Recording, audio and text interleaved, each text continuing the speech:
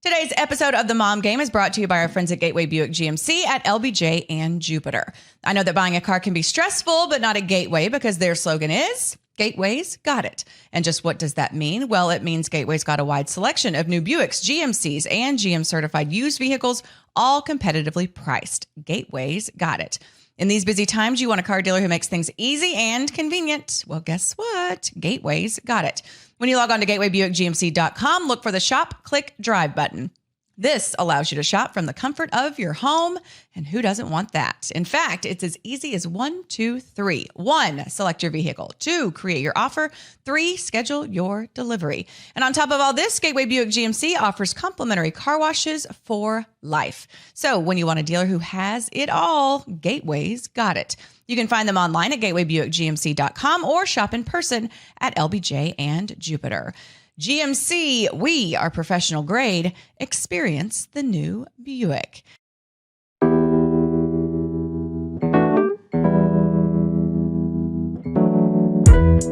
And welcome to episode 134 of The Mom Game. I'm Emily Jones. She is Julie Dobbs. We are pleased to be with you today, and we have a lot to discuss. We do. Back in studio together. Okay, first I want to start right hot off the bat. That's the dumbest thing I've ever said. Hot off the bat. Right, hot off the bat.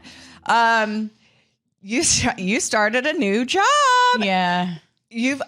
I feel your Oh no. knee. Oh no. Like a couple Okay, I feel like say, you're a little this. Are you? I am. I was going to say, I hope I'm not feeding into you. I hope you don't have anxiety about it. I don't have anxiety. I feel like this is the perfect time. Yes. Like my season is done. I'm here to be patient. Except for when I was telling you to hurry earlier today. I'm here to be patient. I'm here to be understanding. I'm here to, I want to be Julie. I want to be your cheerleader. Okay. I want to be chill. I want to be calm. I don't know how long this is going to last. Role reversal. So let's enjoy it. Okay. Good. Because I'm turning into a neurotic bitch. Welcome to my world. It's great to have you. Cheers. As long as we can balance each other out, no one ever said who has to be what. Oh, now assuming the role of neurotic bitch, it's Julie Dobbs. Woo! Just kidding. You know, I don't think you're a bitch. I just you'd like that. It does make me so. It normalizes you to me. It makes me, and misery loves company. So welcome aboard. Here we are. Okay, so how's it going? You're wearing it. 97.1 The Freak. You're a freak. You've started this new job. We've known about this for a long time. You confided in me and shared with me a long time ago. I kept my mouth shut. You did. Thank you. You are on the air. Yeah. And you're not a ticker girl. You're not a bit part. You're a host. Yeah. And I am proud of you. Thank you. I've been listening. You guys are great. You sound fantastic. Thank you. I'm just so happy for you. Oh, that's very sweet. I really, really am. Thank you. I'm so happy. Thank you. I'm happy for our Mom Game partners. I'm happy for the Mom Game in general. I think this is going to be great exposure for us. I think the conversations that we have are so different than the ones you have on the radio that I'm not worried about doubling up on anything. I'm excited for the Mom Game fans to get to hear more of you. I think it's fantastic. So I just want to tell you how proud I am of you, how thrilled I am for you, and how much I am ready to support you in this endeavor. That's so sweet. Thank you so much. I did confide in you. Because it's a pretty big deal, and it was hard to keep secret for a long time. Yeah, because it feels kind of weird, scandalous. Because y'all were trying to keep it under wraps. Because it's not necessarily a sports station, but most of the personalities that are on there have a very prominent sports background in the DFW market. Mm-hmm. So it was a little, not scandalous, but it was like juicy drama.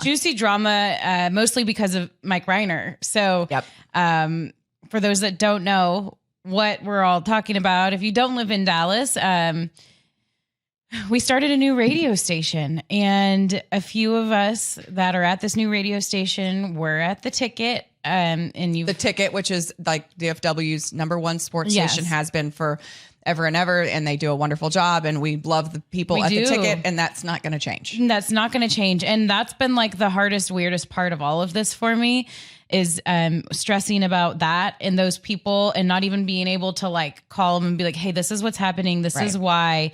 But it feels like a little shady and dirty, but it's just kind of what had to be done if we wanted this to succeed. We didn't want. You have to know. You have to think that they all understand this business. They get it. So. I mean, they may not be like doing toe touches because they have another competitor, but they also are reasonable human beings. Yeah, and I even thought about the podcast and how I hope that none of them feel like used or anything, because we had them all, so many of our friends from the ticket on this show. Right. We would, I never knew this was going to happen ever. Right, at that point. We will still, I mean, yes. I mean, if George Dunham wants to come on here and talk about a bird dog show, I mean, if those guys want to come on, that's still we reserve that right. It's always open. It's not now we're only having people from your new station on. Yeah. That's not the way we roll. No. The fact is, though, we have had the vast majority of the ticket hosts on the Mom Game. We have. Because they're fun and entertaining. And they're our friends. And they're our friends. And I hope that's still the case. I've reached out to a few. I think everybody's fine.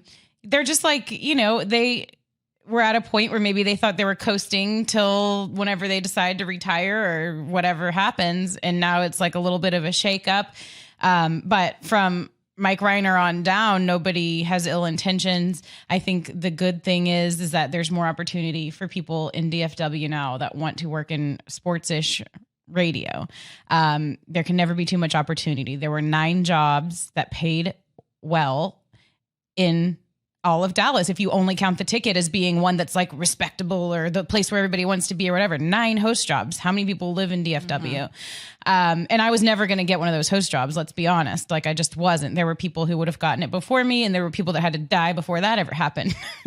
And I say that jokingly, but people just don't leave those posts. When you get a job that pays a shit ton of money to talk about sports and have fun all day, you don't leave.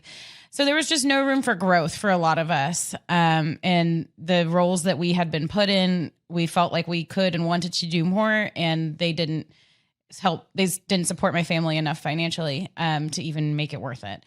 So that's kind of how all this was born. And it's been so incredibly fun. It feels like a dream a little bit. Like it doesn't feel real, and we talked about it for so long, and they all talked about it longer than I did. I got pulled into the mix like in July when I was in Canada, and what are we in now, October? So that's kind of how quickly it's been for me. But a lot of these people have been talking about this since last spring, and to have talked about something for so long and thought about it and wondered about it and what's it going to be and what's it going to be like and who am I going to be with and what time of the day, and then to have it actually start. That's the part that really feels like a dream. But it's real. And so I am going to be co-hosting a show that we named The Speakeasy. It's the morning show. So I'm a morning show person.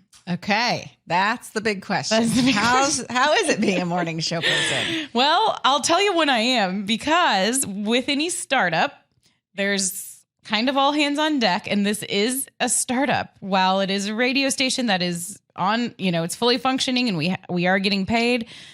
It's a startup, and we started thin with like employees just to get it off the ground. That's what it took. And it's really cool that iHeart is letting us do this. It's a concept that they've never done. They don't have any other talk station here in town.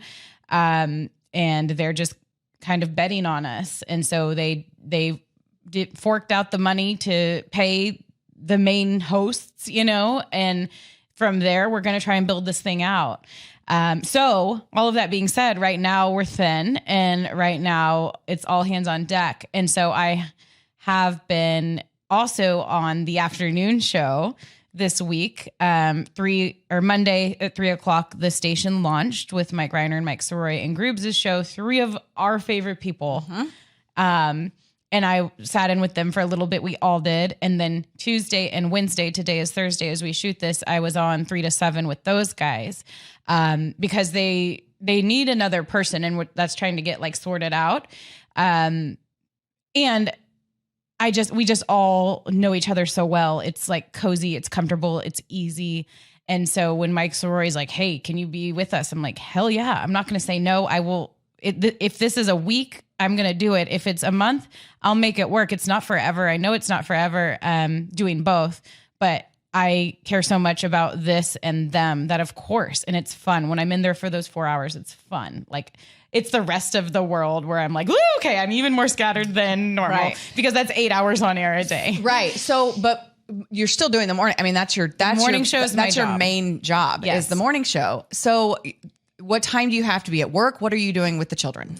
I know. I got a tweet yesterday. Like, who's been picking up her kids from school? Someone tweeted that. I'm like, oh, because the mom's the only one that can effing pick up kids from school. Do you ever get that? I mean, you're at Ranger games every day. Who's taking care of her kids? This woman's on TV. Sure I replied. I was like, I have no time for this. I just replied. I was like, they're probably still there.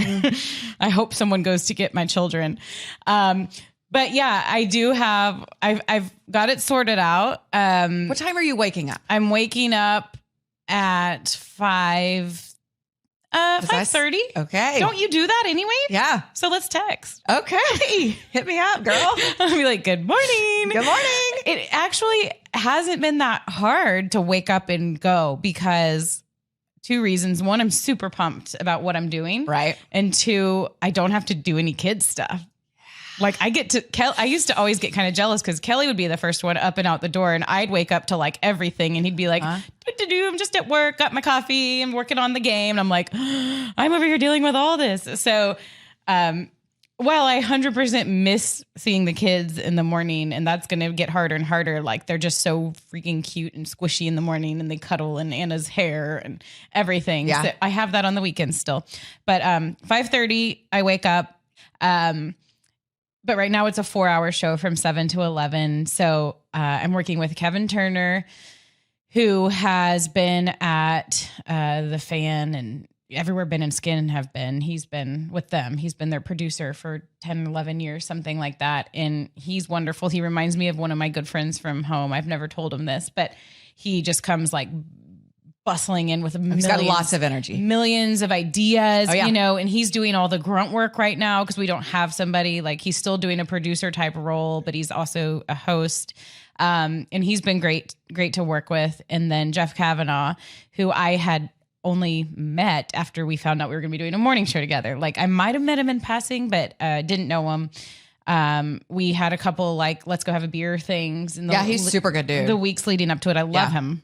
I don't know him too well, but I mean, he's been delightful every time I've been around him. He's like awesome. Really like pretty introspective and very thoughtful and introspective, thoughtful, knowledgeable. Yeah. I mean, he's not like one of these like, hey, Cowboys suck. Call me. You know what I mean? Like he's not like a shock jock. Like he's very chill, not over the top. And like really good at what he does. He's super smart. Yeah. Like really good at what he does. He's sports smart. I don't know about his grades. Yeah. I don't know either, but sports smart and really a really good host. So that's been awesome. Like it couldn't have gone better. I doubt myself some. I'm like, this is a lot for me. Like this is a lot of airtime. Like I kind of like just sneaking in and saying things every once in a while and then sitting back and then they'll like look at me and I'm like sliding in a zinger and then watching it explode. And then like going to the bathroom. Yeah. Or like, yeah, exactly. So but it's good. I mean, this is what like we all want. And it's fun. And the only way you get better at it is to do it. So, it's been awesome. It's a different vibe in the morning show and the afternoon show. The afternoon show, I am a little bit more that way. Like I am a little bit more like, let's let these guys do it. And I'll be there to help facilitate and, or to help wherever I need to fill in the gaps. So who's taking the kids to school? Who's getting them ready in the mornings? So did I tell you about my wonderful babysitter? I think I did. Yeah. She listened and she was all excited. She got a shout out last week. She's awesome. She, I have a funny babysitter story I'll get to, but, I met her on the elevator at a Stars game. Yep. And she and Anna like hit it off on the elevator. And I was like, I need you in my life. Yeah. And, she's been wonderful. So Kelly can take them sometimes, like on game days, he cannot take anybody. On practice days, he can take Ryder. And on, sometimes we'll see because the new coaching staff, so things are different. Yeah. So we're feeling it out. But usually the day after a game, it's not a rush to the office kind of thing. So we might be able to take both. So I'm literally going day by day right now. So she's on standby? Well, I try to do a week at a time with her. That's super cool. Yeah, that's awesome that she's cool with that. And she's cool with that. have you thought about just having her move in? I asked her if she'd live with me. I literally texted her the other day. I was like, how much to live with me? And she laughed. But I think she's very like, yeah, I mean, I like you guys, but no. Well, she's awesome. And not to like, I don't know, she listens, but like, she's it's like, she's an anomaly in this world. Like she's wonderful for this and for us right now. And we both kind of say like, this was meant to be like the place that she's at in life. Like she's graduated. She went to Notre Dame. She went and lived in Australia for a while and did that, like got away. She moved back here. Her family's here. They're all close, and she's getting her master's, but she's kind of feeling out like what she wants to do. So she's pretty available. She loves kids. She knows she's probably going to do something in medicine. But right now she's like got a little time. Yeah. And so as long as she's getting consistent work, which by the way, this is a whole another topic too, is babysitter thieves. She's moved around, or she takes my kids around a lot, and I swear 7 people have asked her to babysit. And so I'm trying to navigate that. I'm like, stop being so awesome. Yeah. My last babysitter got completely stolen. So, or last nanny. So all that to say, she's wonderful. I'm lucky. She's on call for mornings. And when there are the really early mornings, I think she is going to spend the night. We have a guest room that my mom usually stays in. Yeah. So, and she's down with that too. That's easier than being like, hey, you have to be here at 5 or I'm in deep shit. That's hard. Yeah. So, she's, thank God, if she leaves, I'm fucked. Can I say that? Yeah. I can say that here. I know. I'm like, dumb button.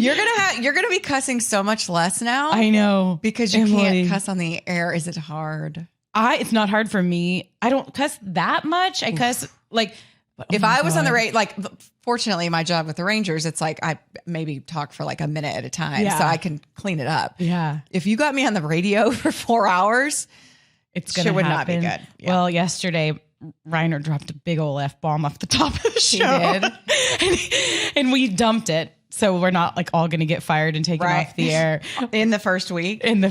But he was like, in the break, he's like, I've never done that in all these years. Well, but he's like 2 years coming out of retirement. He got a little lax. Yes, exactly. So yeah, that's kind of what's going on in my world. It's craziness right now, but I'm going to help do whatever they need at the station as we get this thing off the ground. And it's thankfully really fun. And it's some people I really love. Yeah. And it's been good. And thank you for being patient with me. Yeah. Well, I'm super stoked for you. I wish you, of course, all the best. And, just glad that our little mom game can continue rolling on. Of course. I feel like we've got this down, like to where it's not too much, it's like we do our show. Yeah. It's so fun when we do our show. You play a big role in managing like our partnerships and everything like that. So I think we're good, and we'll the Dub Network is going to keep going too. I think we'll like have some talks about reassessing a few little things, but you'll get in a groove and it'll be second nature. And I told Mike Story yesterday, I was like, you know what, this isn't the worst thing, because when I just do a morning show, it's going to feel so easy. Yeah, like sure. I was done at 11 today, and I was like, okay, now in the real world, I can start doing all my other stuff, right, and then go home and be done by like 2, have a little break, and go pick up the kids. Yes. So that will be fine. I mean, if you had to choose between like having your mornings taken away or your nights taken away, like I'm telling you, mornings are the way to go. Yeah. Because the vast majority of my games are at night, and it sucks missing. There's so much going on. All the stuff, missing all the sports and missing all the games, and not all of them, but I mean, it's just like, Henry's not playing a football game at, 7 a.m. Right. Hattie's not playing a softball game at 6:45 a.m. But there's a lot of shit going on in the evenings. And the coordinating from afar is really stressful. I mean, like, I know when I was on the last road trip, I was like, I'm trying to build a house and manage a family from 1,000 miles away, and it's making me insane. It is a full-time job, managing the kids and the schedules, and who's picking up who. The schedule. And feeling helpless. The childcare calendar. That's what I got. I'm but trying. No more. All right. Because we're shifting gears to Emily. Yeah. Baseball's over. Baseball's over. No more childcare calendars. No more late nights at the ballpark. Yeah, it's done. Let's break. Okay. We can break down let's do sports scores so we can talk about the Rangers and how their season ended and all that kind of stuff. Sports scores brought to us by D Valor, which, by the way, I started my new products just today. I was like, I'm waiting till the face looked really I was good waiting till the off season. I was like, I'm going to start and get on this program that Melanie told me or gave me. And so I'm super excited about that. And so the Zeo. Yes. So that's what you just started today? Yeah. I started them today, and then I'm going for Botox tomorrow. And then I'm doing the microneedling. You are? When are you doing that? Next Thursday. Okay. Next week. Cause you need like 24 hours for like no sun, no makeup or whatever.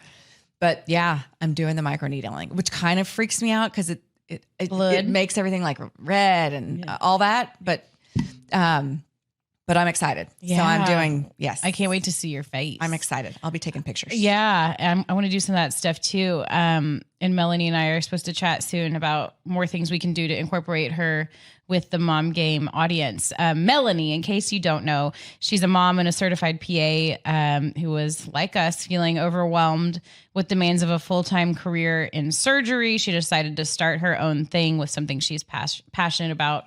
Hello, we did that too. Hello. And that's skincare for her. And she is your go-to contact. You just heard about some of the things that Emily's doing with her. She sells the skincare line we really love. If you have questions about your face and what to do with it, if you are wondering about the anti-aging regimen that you need, if you're all of a sudden noticing wrinkles that you would rather not be there, but you don't want to go overboard, because a lot of people do, call Melanie. Call Melanie. She's going to help you through all of this. You can do a free consultation. She even has a landing page for Mom Game listeners only, where you can sign up for that free consultation. And it is Divalore Medical Wellness, DIVALORE medicalwellness.com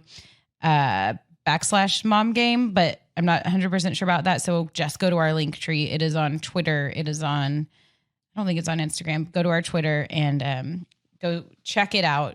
And you can go to the Mom Game landing page and book something with Melanie. You're going to love her. Yeah, she's awesome. She'll be real with you. Yeah, I literally had a conversation with her yesterday or maybe 2 days ago, and was like, just what do you think I need to do? You know, I was like, I know I need the Botox, but what else? And she was like, let's try the microneedling, see what you like. I'm like, fine. I can't wait to hear how that goes. Yeah. Yeah. So she's great. Okay. So sports scores, we were talking about Rangers a little bit. Yeah. Season is over, mercifully. Thank you for coming on the Speakeasy this morning. Sure. To talk Absolutely. a little bit of Rangers. Yeah, it was rough, obviously. Yeah. But I think we learned some things about this team. I think the ownership group will spend some money on pitching in the offseason. You know, how much and who they get remains to be seen, but there's a lot of questions for this organization. Is Chris Young going to bring in new front office people? What are they going to do about the manager? I mean, that's where it starts, is naming the manager, because you can't really do anything without the manager. And that's almost being overlooked a little bit. It's like, we need pitching. It's like, well, we need a coach. Yes. A manager is definitely tops on the priority list. So, a lot to be addressed in the offseason for this team. P.S. Speaking of Rangers front office, John Daniels is a yes. He wants to wait until after October. Okay, can I give you a quick update? Which makes me think that something may be brewing with him, but whatever. Ooh. So November, John Daniels. And then maybe he can announce. Unless he chickens out. Something. Yeah. He can use this to announce. I forgot to tell you this. What? I saw Dirk. I saw Dirk. At the tennis thing? No, we had a freak at the party launch thing. party. And I introduced myself. Do you not know him? I had met him. He didn't remember.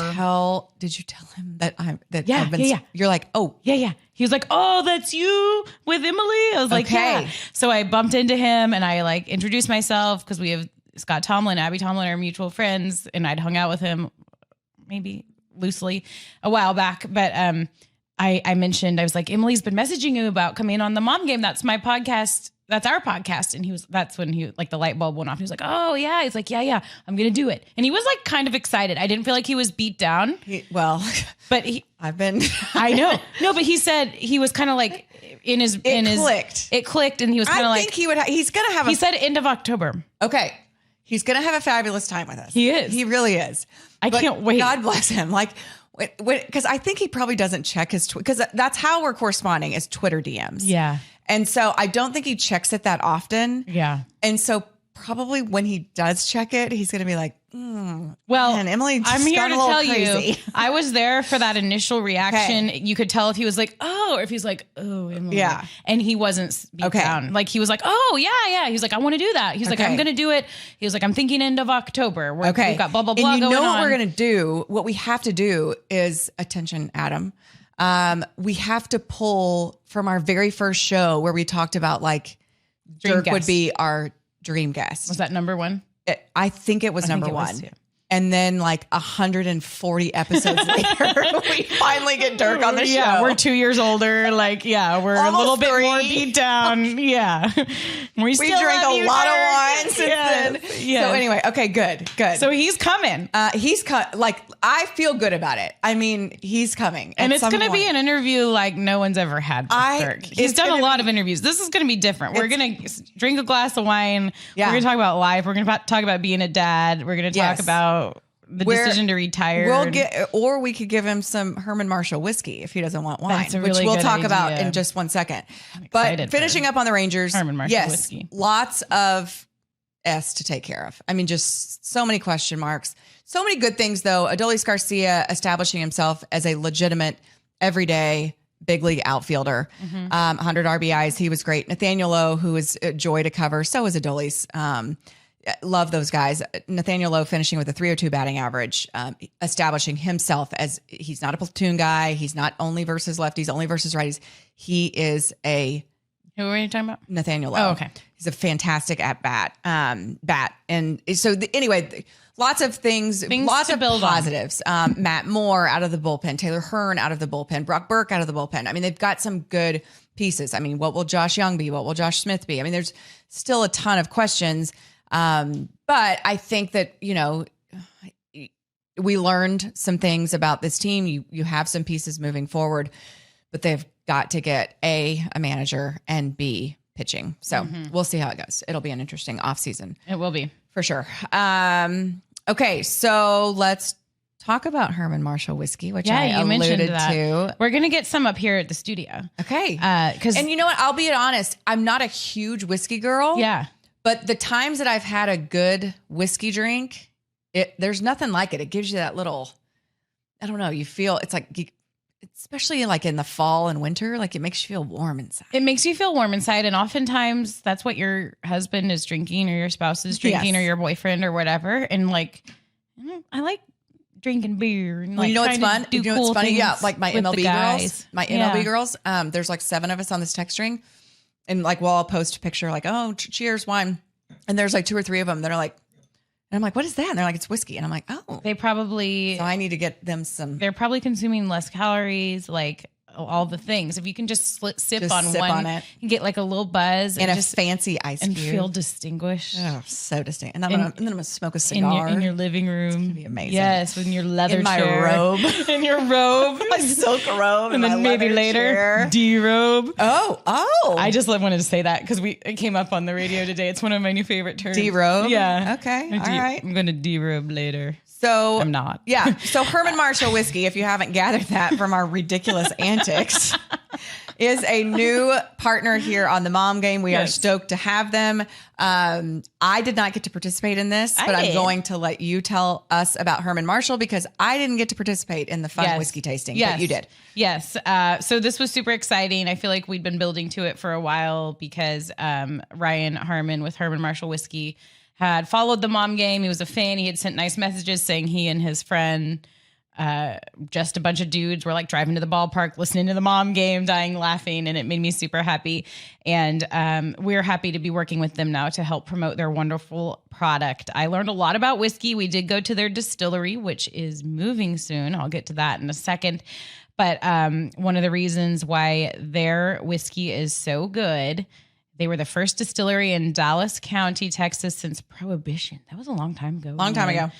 They produce handcrafted, award-winning, small batch whiskey, patiently aged in new white oak barrels. It's got to sit there for a really long time. I am not patient. This whiskey is patient. This includes their Texas bourbon, Texas rye, Texas single malt and blended bourbon whiskey. They won a gold medal for best small batch bourbon at the International Whiskey Competition and a coveted silver medal at the ADI's Craft Distilling Competition.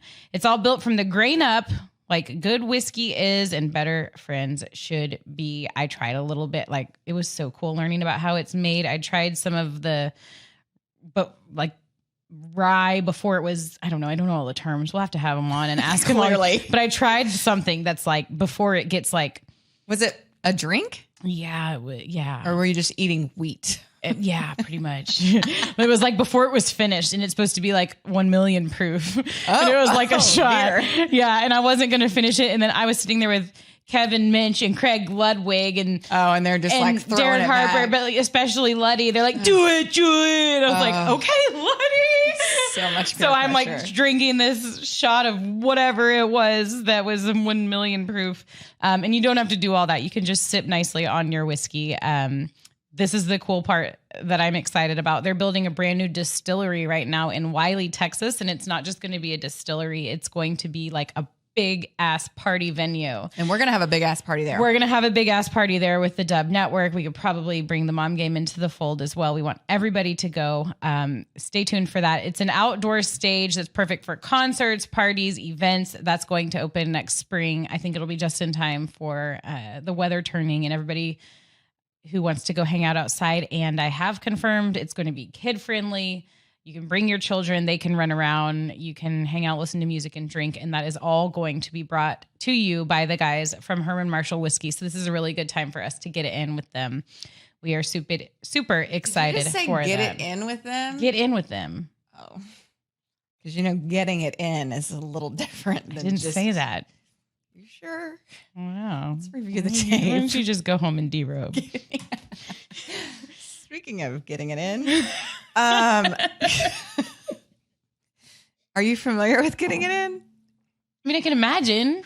Okay, I'm just making sure. You like this. You like when you know something that I don't know. No, I mean, the P and the V? Yes. Yeah, I mean, I got it. I don't know why I like that term so much, getting it in. Is it hard for you to get it in? Oh. I don't mean hard. What? Why did you pause there? I mean, difficult. Well, I mean, you like that so much. I'm like, usually it's not a thing that we have to break down. It just kind of happens. I'm drinking wine. I feel like I've been talking about whiskey. I'm drinking wine. I've been hanging around with boys. I feel like you're becoming a little bit of an assassin, like a little bit of a sniper. Like you're trying to pretend like you didn't have a slip. You're trying to pretend like you didn't hear something. Really? You're trying to pretend. Maybe I'm putting up defense. Like you didn't pause after the word hard. Like I'm on to you, Julie Dobbs. I am on to you. Okay. We'll see where this goes. I'm just saying, noted. I am not going to be the only one here responsible for you used to say all the dirty shit, digressing to a very 12-year-old boy so what's level. Gonna happen now when we're both bad? I don't know it's gonna be a giant shit show. It is. Okay, but thank you to Herman Marshall Whiskey. We are excited to have you on board. I'm actually really excited to because one of the things we're gonna do is do some fun, give me some recipes, let me make some stuff, and so we're gonna try some of that stuff. Anyway, it's gonna be super fun. But Herman Marshall Whiskey sponsoring our TMG News Desk and What's on Your Feed, which is kind of combined this week because we got a lot of shit to talk about. So we're just cramming stuff into places where they might not fit. So much to talk about. So much content. So much content. But we still didn't really finish the sportsy stuff, which I feel like we need to talk about because the Cowboys are on fire and the Stars and Mavericks are about to start. Yeah. All of those things are true. All of those things are true. And we talked about the Cowboys last week. And we don't know how to quit them. And then here they are winning again. And speaking of super sportsy, Dak, Micah Parsons, and did you get to hang out with them? I did not get to hang. Michael Gallup. And Michael he was Gallup. in the potty. He missed the home run from Aaron Judge. Oh, that sucks. So yeah, they were at the Ranger game. But yeah, this I'm you're so on the Cowboys train. Okay, so they bought me some flowers. A woman who has fallen back in love with the Cowboys. I think too, maybe it's because this is where I am and I'm at the end of my season. Like you can pay attention. I can pay attention. I can be all in. My kids are going out of town. They have fall break, fall break is a thing. Oh my God. I keep forgetting. So Same. we're off Friday and Monday. Same. So they're going to Graham tonight. Can my kids go to Graham? Sure. To stay with family. So I'm like, I'm going to have all weekend with no kids and so much hang out? Sports to watch. Party? Yeah. I mean, but you're gonna have to come to me, like, because I'll come to you. I don't know if I'm leaving my house, like or my couch. Or maybe I'll wait. I'll come when your house is like if my new house. I'll is come ready. to your new house. Call me when you get a new house. Because here's another thing. Have you ever sold shit on Facebook because it's wearing? Oh yeah, I was gonna tell you. I want a couple of those desks. Oh, I have one. Shit. Which one do you have left? I have the white one left. I'll take it. Okay. Somehow. Okay. Hopefully it hasn't You need sold. me to come get it. No. If it's sold. No, I can bring it to you. If it's sold, then no problem. Right. But I can bring it to you. If it hasn't sold, I'll take it. Okay. Good to know. Good to know. I was scrolling Facebook last night and I was like, should I text her? It's too late to text her. It's too late to text her. Well, I've got vibrate, so don't. Okay. Vibrate. I'll text you at midnight that I want your white desk next time. Vibrate. Get it? Yeah, I get it. Late at night, she turns. No, I didn't say late at Yeah, you did. Well, and it goes on the charger. I was just trying to be funny. I didn't want you to insinuate that I was like doing weird stuff with my vibrating phone. A lot of people vibrate late at night. Oh, there's nothing wrong with vibrating late at night. I'm just not vibrating late at night with my phone. That's weird. I didn't say with your phone. It's funny. You went too far. I didn't say your phone. That's not what I meant. Okay. All right. Moving on. It wouldn't be enough. Okay. News desk and what's on your feed. The Cowboys are really good. The Cowboys are good, and the Stars and Mavericks are about to start. Help me. Help us all. Yeah. So that's what's happening. Speaking of vibrating. Okay. All right. I'm trying to turn this into the positive vibrations in an arena. Okay. Good vibration. The Mavs won their first preseason game, I think. Did they? Did they not? Who cares about preseason? I thought they did. The Stars are sucking it up in the preseason, aren't they? Nobody cares about preseason. No. But they did sign Jason Robertson. They did. And that's why the arena was vibrating. I'm just trying to get it back to vibrating arena because I'm trying to get myself out. That's why I said they won. And I think they won. I know that Christian Wood, who's the new center that people are wondering about, had a really good game. Okay. That's all I really took from preseason game 1 for the Mavs. Preseason game 2, Luka's going to play. So we can watch a little bit of that. Okay. Stars... Preseason record, new coach. You're trying to feel out who's going to make the roster, that kind of thing. Yes, they signed Jason Robertson. Thank God, because I'm like, if you can't, it's kind of like the whole "you had one job" thing. Hey, management, you have one job. This is a guy that you drafted. Yeah, this is a guy that you need on your team. This is a guy that came out of nowhere and scored 41 goals last season. You need to lock him up. And of course, his camp is going to try and ask for a lot because he did score 41 goals last season, but I don't care. If you let John Klingberg walk, and if you let people go because you say they're too expensive, keep the homegrown guy that you need that leads your team in scoring. So guys like Jamie Benn and Tyler Seguin aren't being asked to do too much. So that was the preseason win, in my opinion, for the Dallas Stars, was getting him signed. And Kelly seems to like Pete DeBoer, and that's a preseason win in my mind. We haven't had much time to talk about him. Yeah. The new coach. Yes. So I think he's a good person, a good guy. And that to me is more important than a preseason record because it's all going to shake out in the end. But yeah, I'm excited because we're about to have Cowboys, Mavs, Stars season. And when all three of them overlap, that's the best time to be alive. Yeah, it is the best time to be alive. Okay, what else? Anything else we need? Whoa, just threw that back. I mean, you just polished get off my ass. No, I love it. God, this Julie's going to be amazing. This Julie's going to be awesome. And then meantime, I'm over here just can I get, are you going to fire? Can I get fired from this? You can't get fired. I can get fired from my other job. And in that case, I'm going all in on the mom game. All in. You can't fire me. Okay, wait, one more thing I wanted to mention. Yeah. before we go. First of all, Do It for Dirt event is coming up. When is it? October 14th. Okay. It's a Friday. Four Corners would love to have you or anyone who wants to come. We are technically sold out, but if you really want to come, I will absolutely make that happen. Yay. Not you, but everybody. I know. Yes. That was my yay. And if you just want to help us with our mission with helping families impacted by sudden loss, we would we would be grateful. We would so appreciate it. We would greatly appreciate it. Whatever. We would so appreciate it. doitfordirt.com is where you can make a donation or find any information out about our foundation. So super thankful to so many mom game partners who also support the Dirt Foundation. Oh, good. And I know, like, I just feel like that makes me so happy. Synergy. That's the word you're looking for. Gateway Buick GMC is the presenting sponsor of our event. Four Corners we are holding the event at Four Corners. That's where we had our party. Guess who's providing the wine? It's Noble Vines. Guess who's providing a whiskey tasting? Herman Marshall Whiskey. Guess who's providing the food? Wow. So awkward. The microphone's getting handsy. Take two.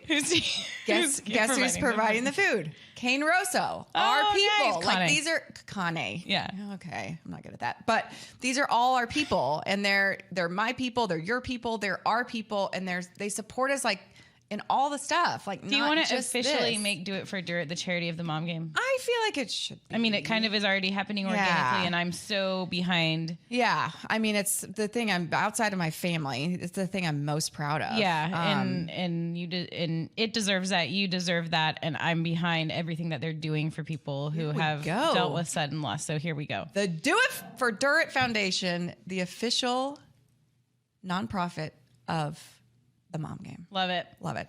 Let's have somebody on. I'm just saying. Do you want to interview the president of the Do It for Dirt Foundation? Somebody who has. You know who else is on the board at the Do It for Dirt Foundation? Ashley, Daniels. Yes, John Daniels. Well, let's have John Daniels on, and then let's also have somebody on who received money. Okay, we have so many stories. Think about it. Okay, it can happen that's a great idea. In the spring, it can happen whenever. That's a great idea. But now that they're the official charity of the mom game, we've been wanting a charity partner. The official charity of the mom game, is the Do It for Dirt Foundation. I love it, and I'll be there. No yeah. Okay, I'm so excited. Did we need to talk about anything? Oh, one more thing. Tom Grieve retired after 55 effing years. I cried on television. I meant to ask you about that. Yep. Cried on television. What was your feedback? Not even cry. Not even like just got teary. You but ugly cried? Like, can we get the clip and break it down? You probably can. We would need to find it. But there was oh my God, hard time breathing. And I don't know. I get it. I think I'm just soft anymore, and I don't give a fuck. Like, I don't care. Because when you work as much as you do, that becomes your family. I mean, and like Tom Grieve is like, please. He's so nice. He's so nice. But you know what the funny thing is like commercial break Tom Grieve is so amazing because he kind of, is he making dirty jokes? If he's not dirty jokes at all, but he'll throw down some cursing. He will tell you how he really feels. Love it. He's just like us. He's just like us. I thought he was one of those few people that was just perfect. We have all the time. got to get Tom on the fucking mom game. You know, he'll reply in 2 seconds and say he's in. I love when that would be such. This is where we produce our show. This is Tom Grieve's coming on. Like, he has to, because he would be amazing. So, we're booked. I mean, we got John Daniels, we got Dirk, we got Tom Grieve. We've got somebody who has benefited from the Do It for Dirt Foundation. I love it. We got and freaks. We got to get your my freaks on. Freaks on. Okay, God bless us. Every time I really think like this is going to be the week, we just do a show. But we're not here to just do that. We're here to be real, and that's what we do, and we have fun. And that being said, there's more to come. On this show. And so we need to kind of bring it down a notch, because this isn't exactly like a super happy, fun topic, but that's kind of what we're about here. Topic. It's an important topic, and it's one that's very timely for Julie and I think probably for a lot of parents out there when considering youth football, tackle football in particular, and when to start playing it, if it's safe, all that kind of stuff. Yeah.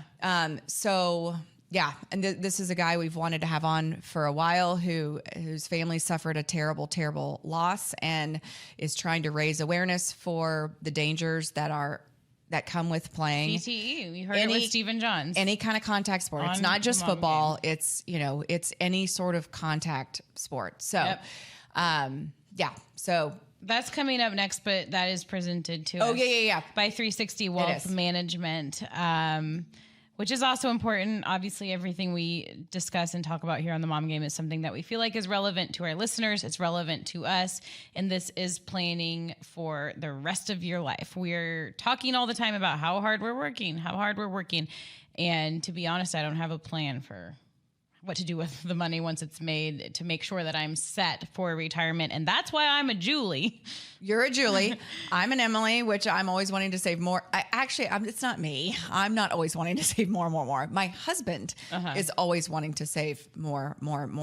But at some point you're like, okay, I feel like I've saved, but what do I do with it? Like you've got to do something with it. And you save, but when is later? When is now? When's the time to actually And so whether you have like a super saver mentality or you have a procrastinator saver mentality, 360 Wealth Management is here to help because they've got solutions for both. They do. And if you're like me and you're like, everything will be fine, it probably will be, but you might need someone to just guide you in the direction of, okay, let's get to this point with your money that you're saving, and then you can go into that everything will be fine mentality.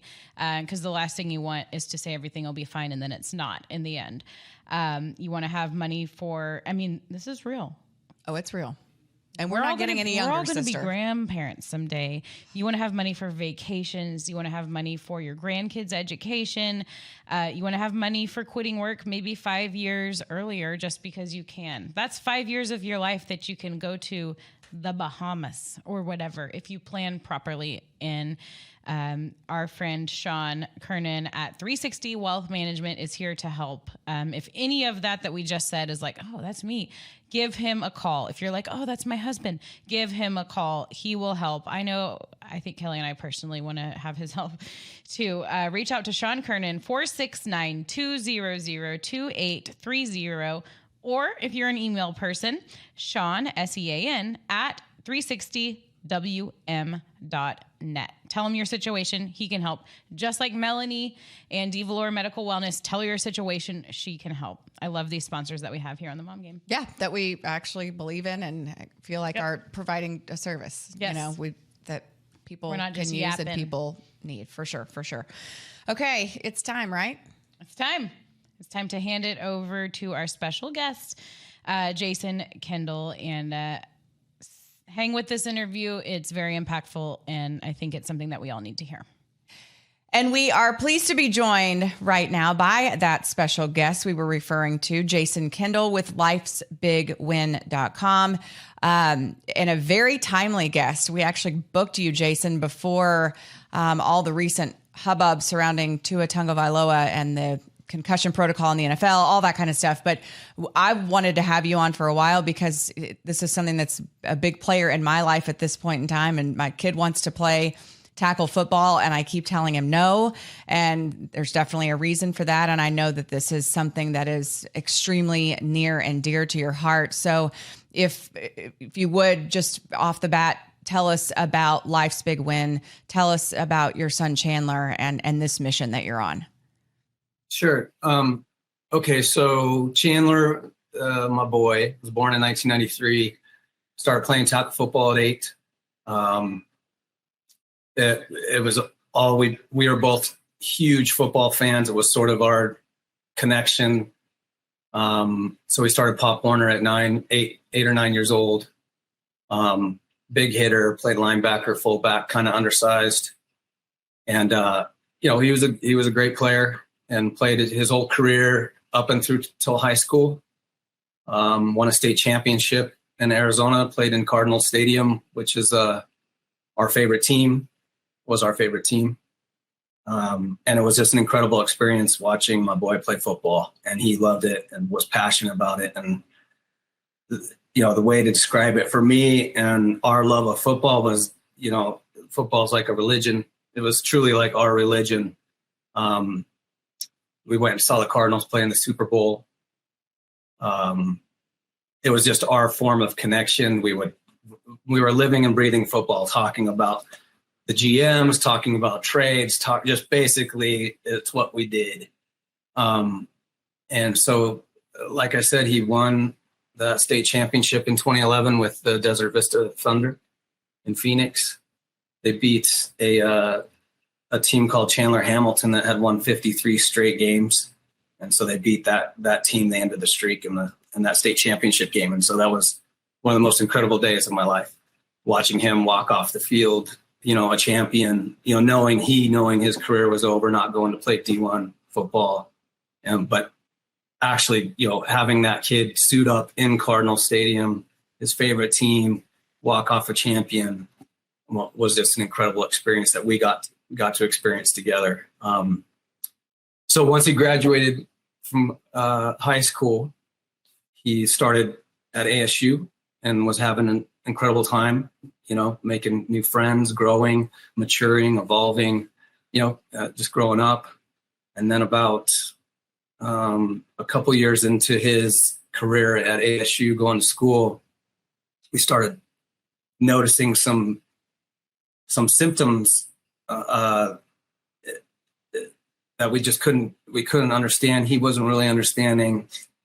But long story short, in 2019, Chandler took his own life. And over the last year and a half, we have just watched this beautiful young man, funny, smart, talented, handsome, life of the party, social extrovert, turn into, basically watch him lose his mind. He started to isolate, have anxiety, auditory hallucinations.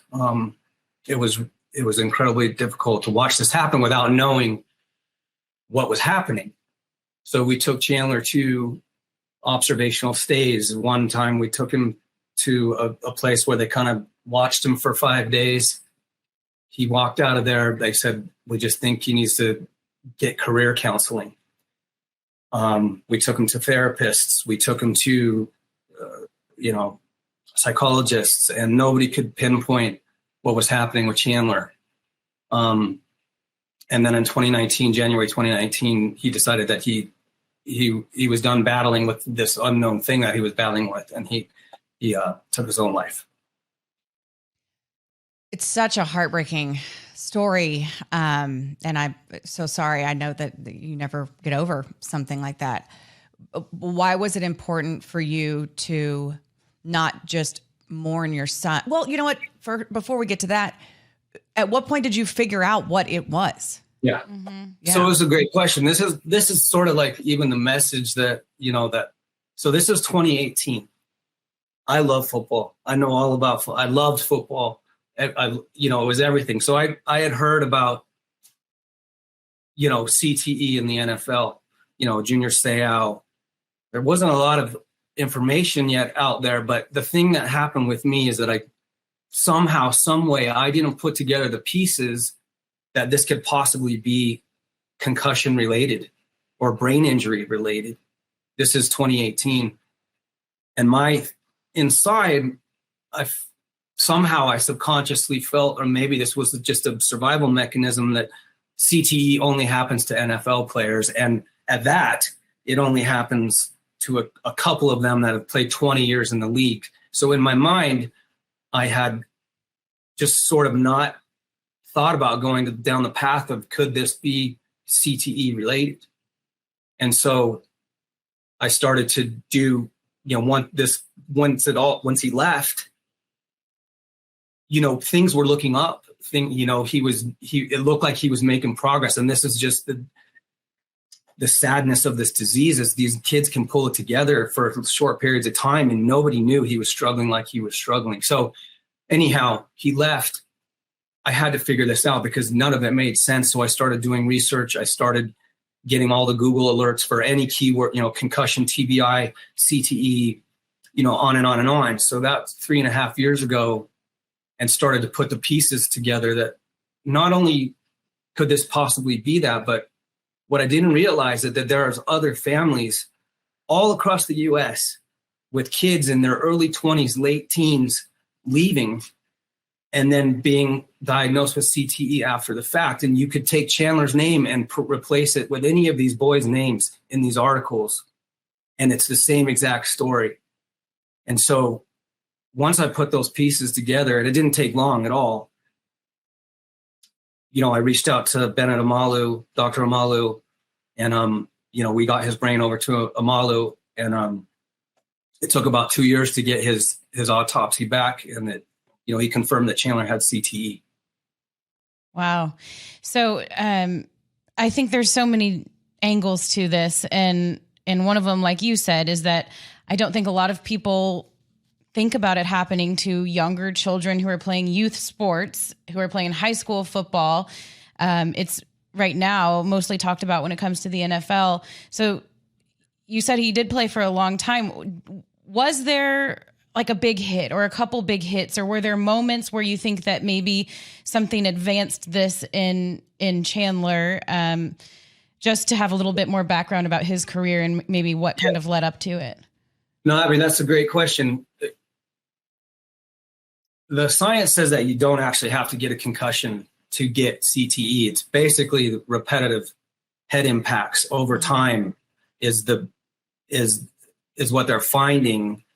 It starts to initiate this process in the brain. However, Chandler did have I know the moment, I relive it too often, because as a parent,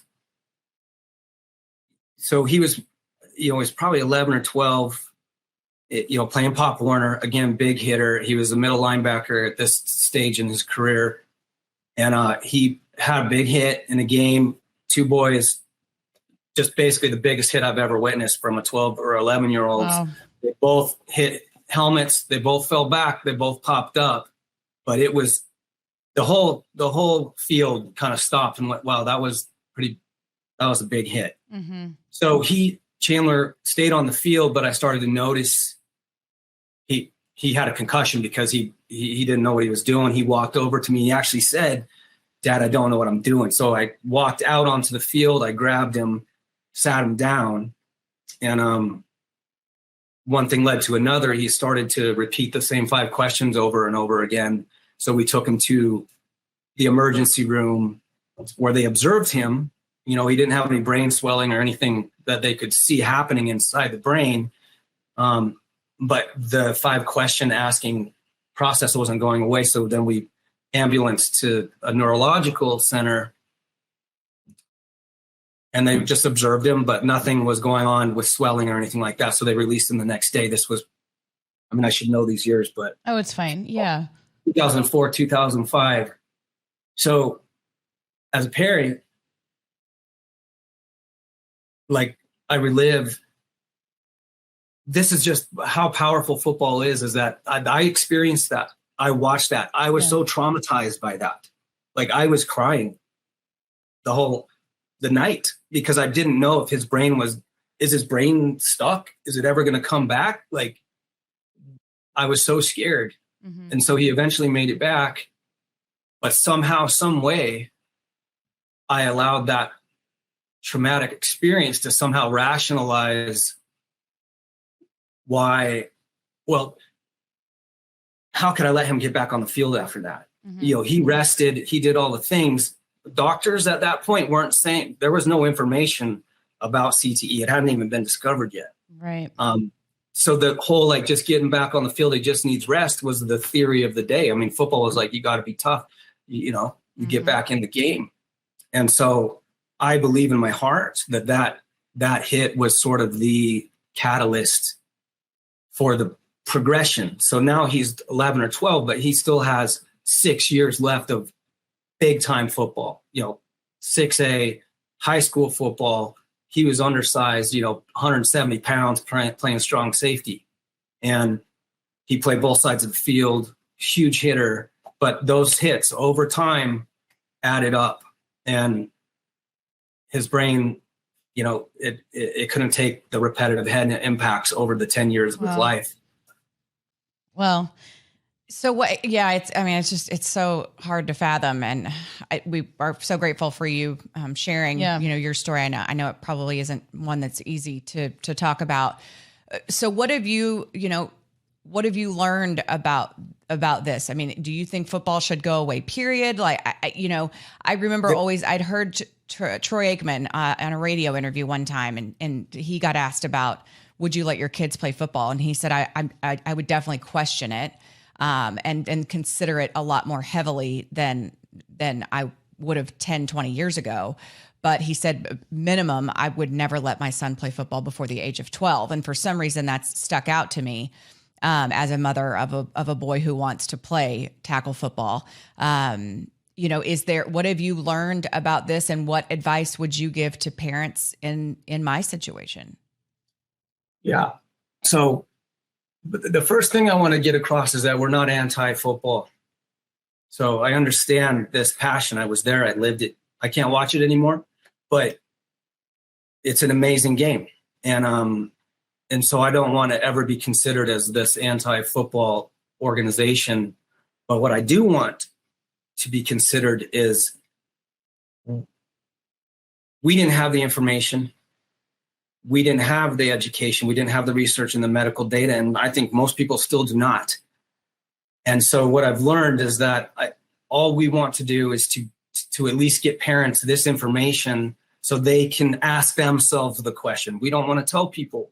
We just want to get the information to them so they can ask, is youth tackle football worth the risk? So what I've learned, and I think what needs to be expressed to the audience, is that CTE is not an NFL problem.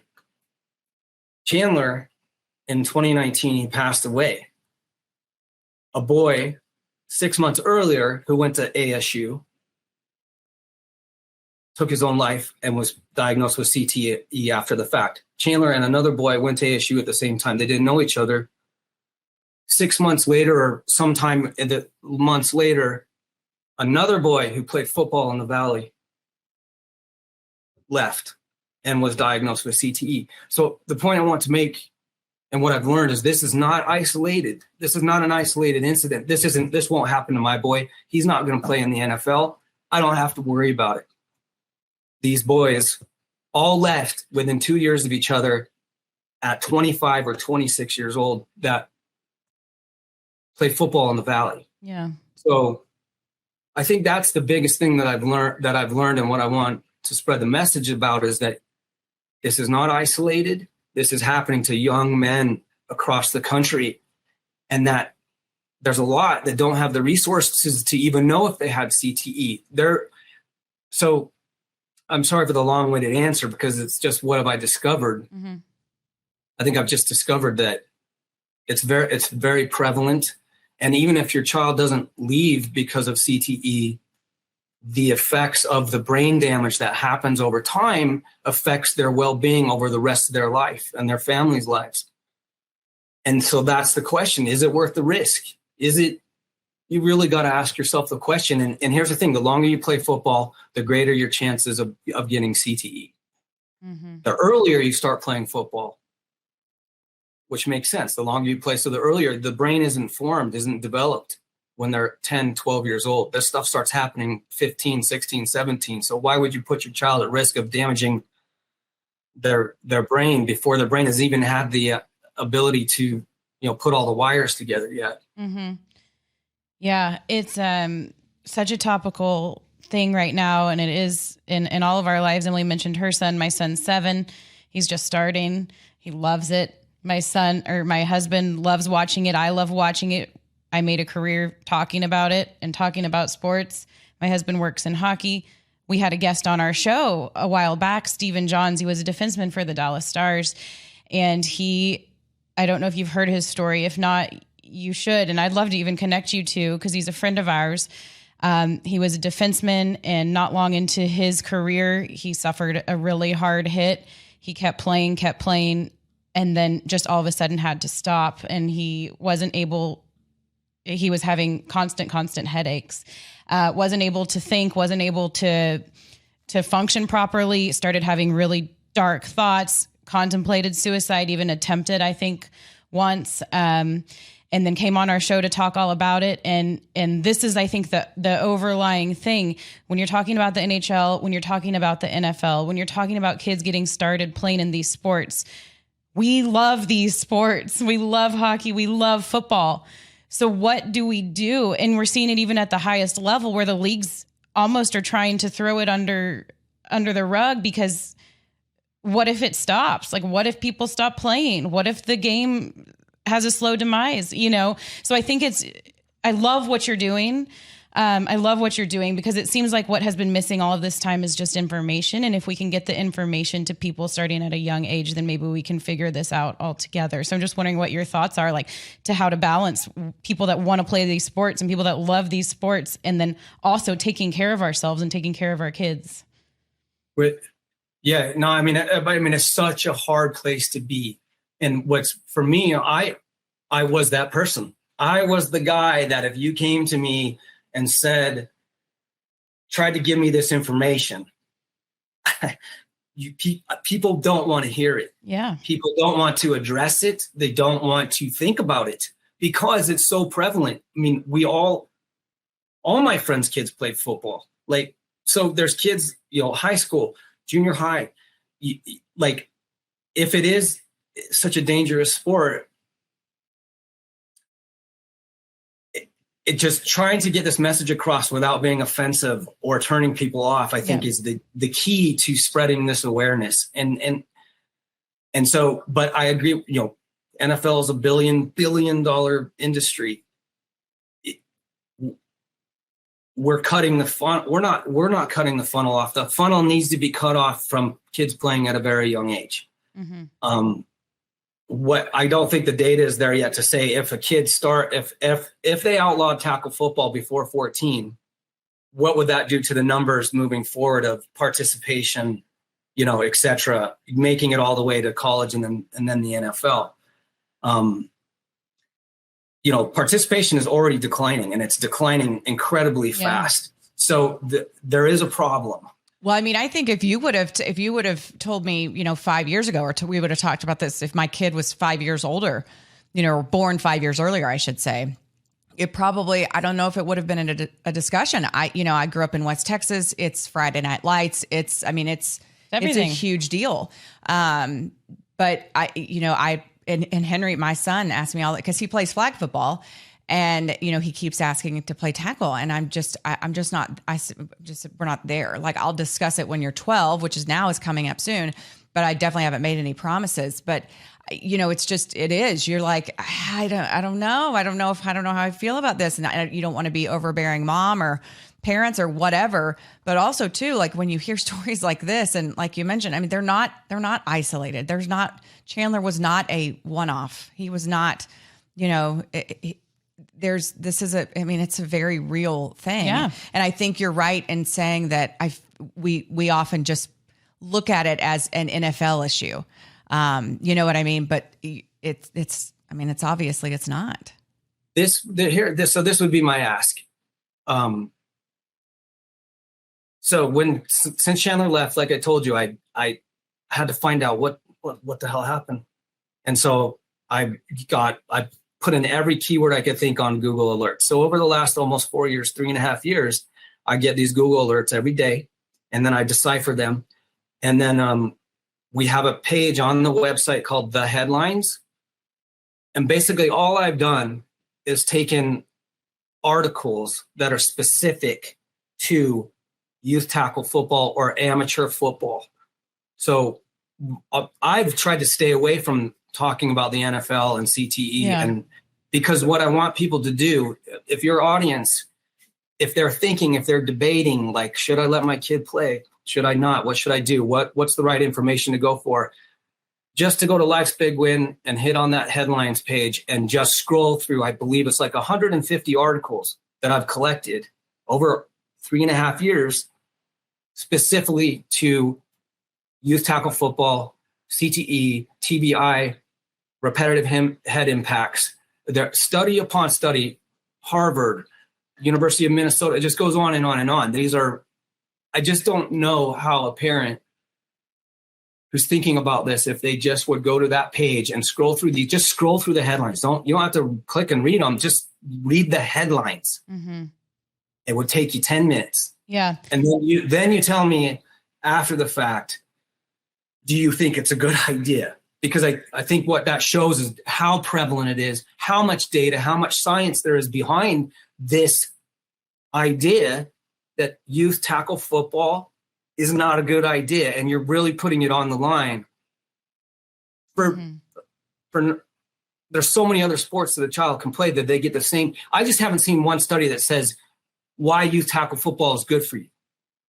Right. It's almost like that's how it started. And it started, kids were starting at an early age and no one ever changed it. No one ever pushed that age back or told kids that you don't have to actually learn how to play tackle football until you get closer to high school or whatever it is. So maybe it just seems like it needs to just be reassessed in general. Yeah.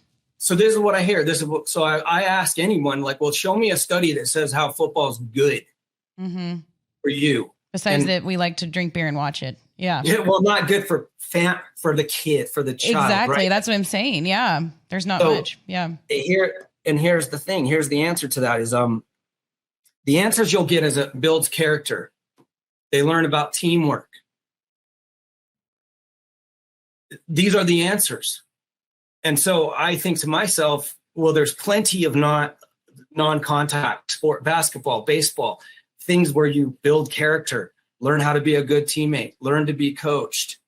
So I just have yet to hear one reply that made me say, maybe I should think about this differently. Mm-hmm. And I'm open to that, but I just haven't found that yet. Mm-hmm. Well, I know how hard it must be to process what happened in your life as you're, grieving and missing your son. And it's such a terrible thing that I know you and your family are having to go through, but to be able to kind of pull it together and help other people with what you're doing with Life's Big Win, and to reach out to someone like us because you do want to share this story. And this is something that can directly impact our listeners. We are all moms and dads trying to figure out how to raise kids, how to do things right, how to make sure people that we love are safe. And this is so impactful to have you come on our show and to tell your story. And we just want to thank you so much for coming on and sharing your heart. If you want to tell everybody like how to find you, if they're interested, where they need to go, what they need to do to stay connected with you, go ahead and tell us what you would like to tell everybody that's listening. Yeah. And first, thank you guys so much for being open to having me on. This is the first podcast I've done. Really? And to me, the stars aligned because you are sports people and your moms, right? Mm-hmm. And that's the audience. We love sports. I love sports. Chandler loves sports. Like, we love sports. Yeah. And there's nothing wrong with that. We just have to be smart about it. And so thank you for having me on. I hope that your audience will at least receive the information. And all I ask is that you go to lifesbigwin.com and click on the science. There's a link called the science, and there's a link called the headlines. And give it 10 minutes. And I guess that's the big message, is that just give it 10 minutes before you decide what direction you want to go. And then if you find that maybe that seed has been planted, to potentially help plant those seeds around you would be the ask. But just go to lifesbigwin.com and start there. Well, Jason, Kendall, we so appreciate your time, sharing your story and sharing Chandler's story with us. Hopefully that, people will maybe, like you said, just think twice and look into it a little bit more. I know that I will. I mean, this couldn't be better timing for me as the mom of an 11-year-old boy who wants to play tackle football. So we appreciate you sharing your story with us. As somber as this is, we always end our podcast the same way, and we throw up our peace signs and say "Mom Game Out." And since you're now a part of the Mom Game family, we're going to ask you to do the same. Well, I would. Is Mom Game Out? Mom Game Out. Yeah. And before we go, though, like Emily mentioned, you are a part of the family. So if you have developments with what you're trying to do, if you have another message you want to use our audience to help to further your message, you know where to find us. You're always welcome here. This is something that aligns, like we said, perfectly with what we're doing and who we're speaking to and what we're speaking about. So we're always here for you. You are a part of the family. Yeah. And I love the fact that you're not like trying to, coming down with this is wrong and this, you know what I mean? That you're like, here's some information. Here's some information. Take it. And so I will totally go with mom game out, mom game out, because it is somber and it's sad and it happened, but to honor Chandler and all these other boys, not just Chandler, these boys that didn't have a say in this. Mm-hmm. This is a preventable disease. This doesn't have to happen. Right. So I too like to come out of it positively that says, if one seed is planted, if one mom says, you know what, I think we just are going to do something else, that could be a life saved. So if it's 1 or 2 or 3 or 10 or thousands, to me, it's that a child potentially has a better chance of being successful and their family not having to go through something horrific just by saying, you know what, I think we're going to do something else. So I appreciate you guys, and mom game out. All right. Well, we appreciate you so much. We got to do it all together. We got to do the mom game out all together. Oh, okay. It's a team thing. It's a team effort. All right. All right. I can't see you guys right now, so I don't know if I'll be coordinated. I'll count you down. Oh, here we go. I'll count you down. All right. In 3, 2, 1. Mom game out.